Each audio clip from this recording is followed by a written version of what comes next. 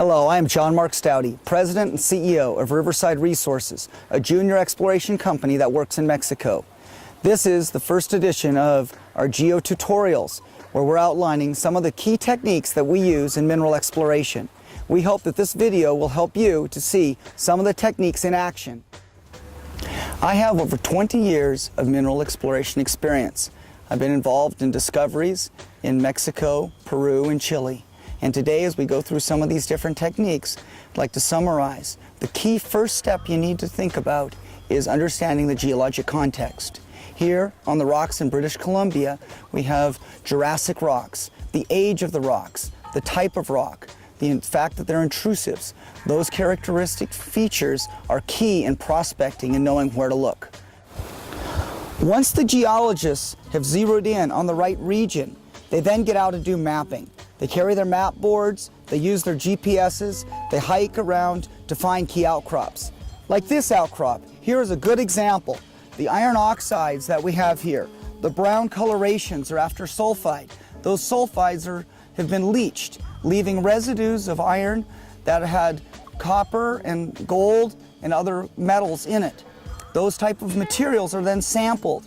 When they're sampled, they're then sent to laboratories, and then laboratory gives us results. In press releases, we often read about outcrop assay results. This is an example of the type of outcrop. And when we're out in the field, we take the samples from these outcrops. These are the key things that prospectors use in order to make discoveries. The next thing a geologist needs to do in the field is collect samples. I'll be demonstrating rock chip samples. The first thing we do is we get the coordinates with our GPS. We get the coordinates and we figure out where we are when we're going to take a sample. Here we are in a large outcrop of a large dike cutting through Jurassic volcanics. The dike, colored brown here, we think may have copper and gold. As we take a rock chip sample, the first thing we do is we put on our safety glasses. To take a rock chip sample, you take little bits of rock across the outcrop where we sample, chip, and fill a bag with rock. This sampling is more quick and gets a representative rapid sample across the outcrop. These are often put in press releases as rock chip samples. The second type of sampling that we often hear about, that you definitely need to put your safety glasses on, is for the channel sample. In photographs, you'll often see a solid line of little chips across the outcrop. I'll demonstrate a chip sampling method now, and you'll see it's a lot more beating on the rock as you pound away and take a sample across the outcrop. And as you're doing that, channel sampling all the way across, you get a much more representative sampling of the material, different than the chip sample. Those samples are sent to the laboratories, and once we get those results back, they're put together in the press releases that you often read about from field exploration around the world. Another type of sampling that geologists do is grab samples. That is, when you're hiking around, maybe on a grid or maybe just out in the field. If you're out in the field, you usually use your GPS to locate it, and you collect a sample and fill a bag with rocks that you think look interesting. For example, on this outcrop here, we see the brown colors. These types of samples here often are gossan. That's the material left over from the leaching, the sucking out of the iron and leaving behind some of the metals.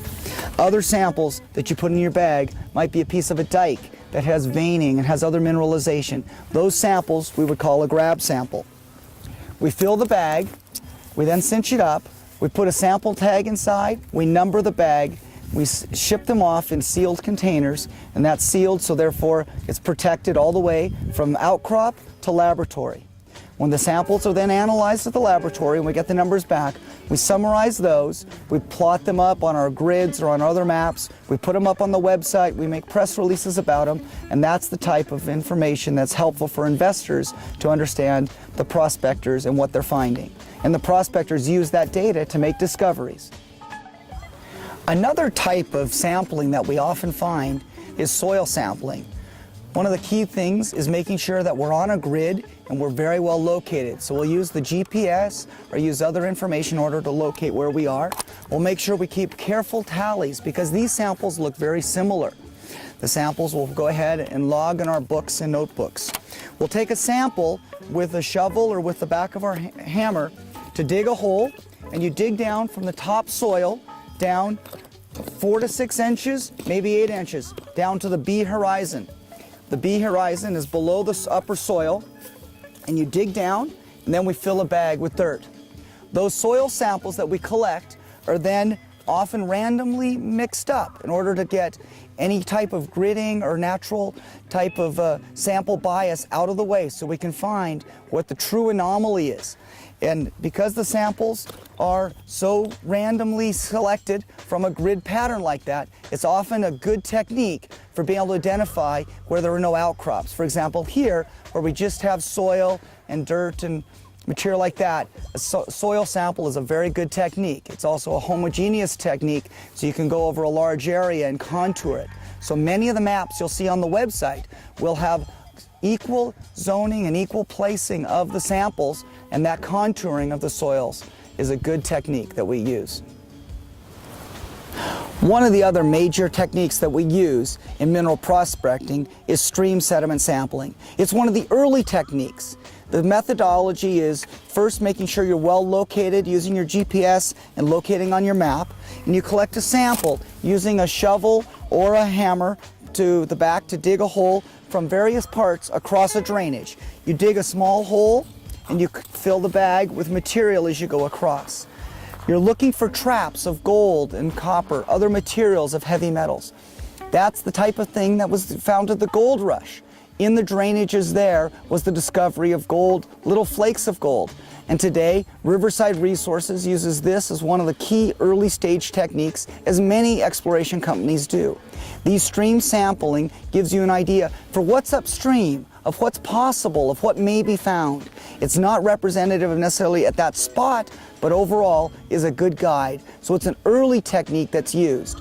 From that early technique, then comes follow-up of other sampling methods. Once the samples are collected, they're put in random order and shipped off to a laboratory. Those samples that are shipped to the laboratory, the analyses come back, and from that, you have a good sense for what may be upstream and what deserves further follow-up. This is John Mark Stouty for John Mark's Geotutorials. We hope you've learned some techniques used in sampling, and we hope you'll join and watch some of the future videos about drilling and some of the other techniques that we use in exploration.